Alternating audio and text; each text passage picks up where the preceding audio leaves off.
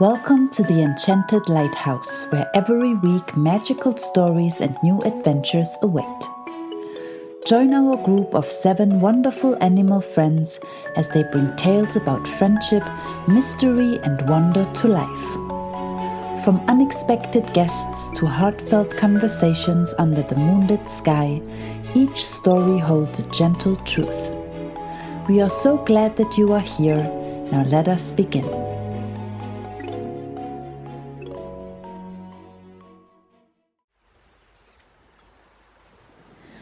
Olivia and the Stories of Light.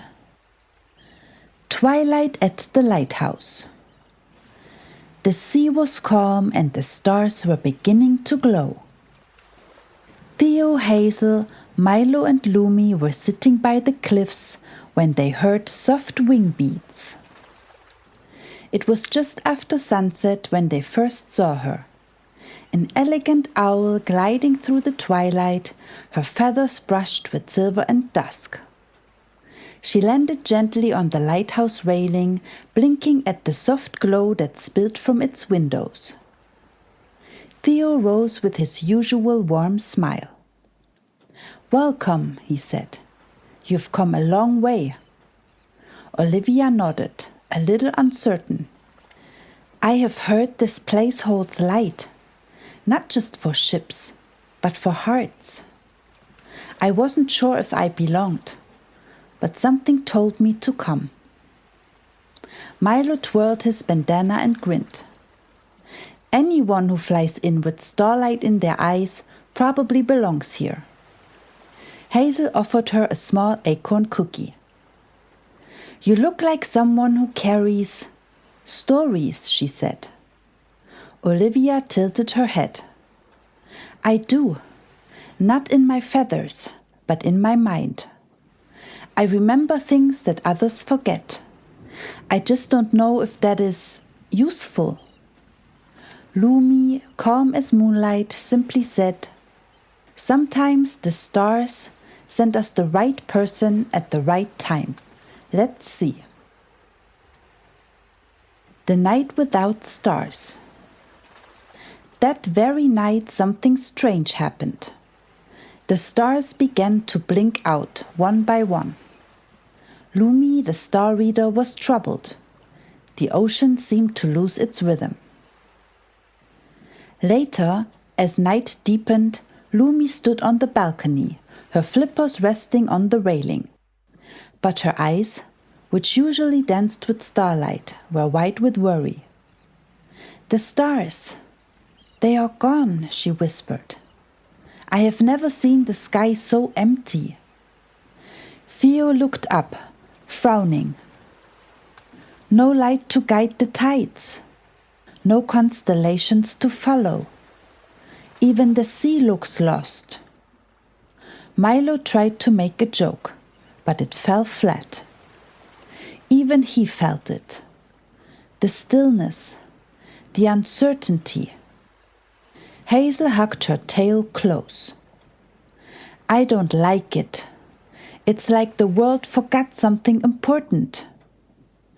Olivia stepped forward slowly. Maybe it hasn't forgotten. Maybe it just needs to remember." Everyone turned to her. "I know it sounds strange," she went on, "but I remember the stars. I have studied their names, their shapes, the stories tied to them. Maybe I could tell them back to the sky." The telling of the sky stories. The group gathered inside the lighthouse living room. Olivia began to share the constellations, not as maps, but as stories. Her voice was soft, but it filled the room like moonlight. They lit a few gentle candles and sat in a circle. Olivia closed her eyes and began to speak.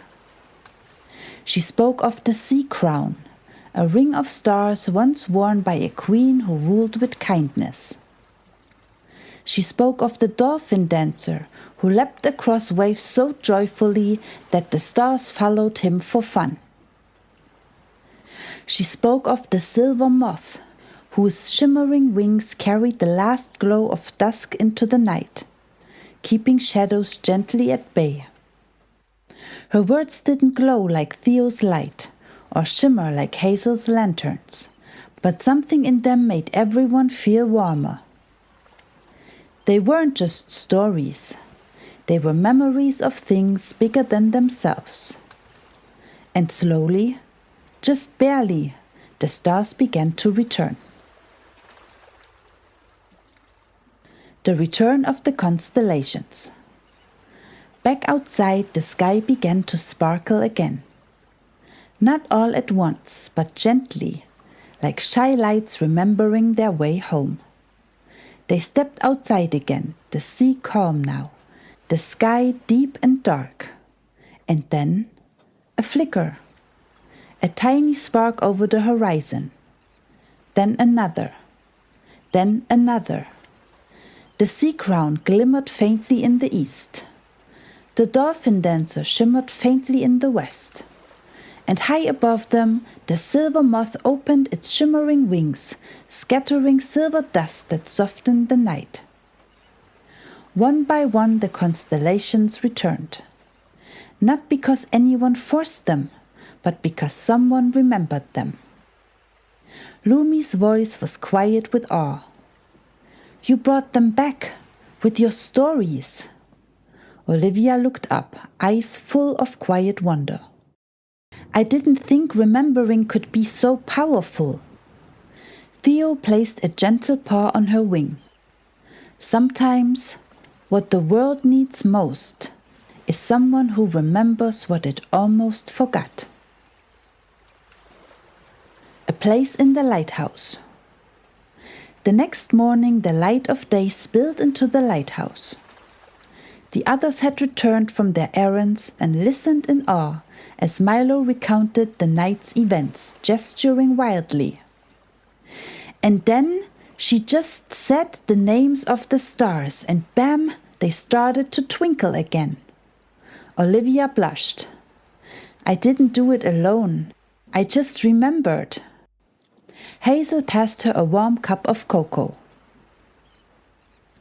You gave us something steady when everything else felt lost. That matters. Theo stood by the great window, watching the horizon. You don't have to shine to be a light. Sometimes the truest light is the one that remembers the way when everyone else forgets. Olivia took a deep breath. She still didn't know everything about her gift. But for the first time, she didn't feel lost. She felt home. Every story has something to teach us. What did we learn today? We have learned that sometimes the world needs somebody who remembers what it has forgotten. And that even the most quiet stories can guide us back to the light if we remember. Thank you for stopping by here today. If you enjoyed this episode, give it a like and don't forget to come back next week for a brand new adventurous story. Want to learn more about the magical tenants who live here? Visit enchantedlighthouse.com for a mystical map, creative artwork and a few special gifts. Until then, be kind and share your light. See you next time.